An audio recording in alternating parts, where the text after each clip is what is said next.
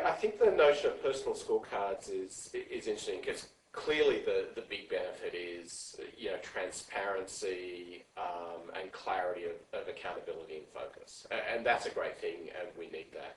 One of the flip sides that come with that often is, and particularly when you talk about individual scorecards at senior levels, can be the focus on my part and not the focus on our part.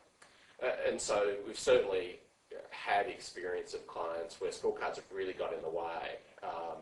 Works for the I and not for the us. And so it's a fine balance, I think, in making sure, and it's not the scorecards in itself, but it's the culture you put around the scorecards, it's the way you exercise, join them up, and execute across the organisation.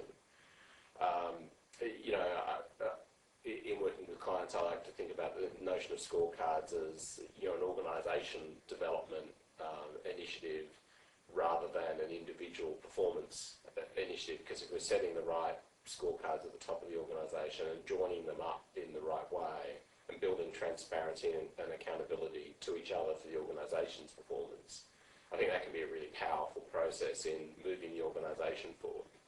I think a lot of the time they tend to get driven and used as an individual accountability measure, and some of that connection across the organisation gets lost.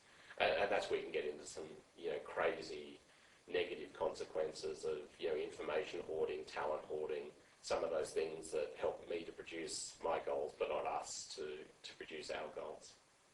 That seems linked to how strong the leadership is, because if the senior leadership is really holding the vision for how all of the pieces fit together and how to support one another in managing resources. Can you talk a little bit about leadership? Yeah, absolutely. So getting that right is all about leadership, but shared accountability and shared vision, right? So, the thing that we know about vision-guided, values-driven, what goes wrong in the execution of the scorecard piece often is the lack of shared vision, the lack of shared accountability across the organisation. And, sometimes, obviously a lack of shared values about how we're going to make decisions across the piece. So leadership's absolutely critical at getting that right, at building that sense of collective effort, shared accountability, shared vision for our future that we're trying to create together. And without that, people often fall back on where they are, where they've come from, and what they know. And that can be about them and their success and not us and our success, which is what most organisations rely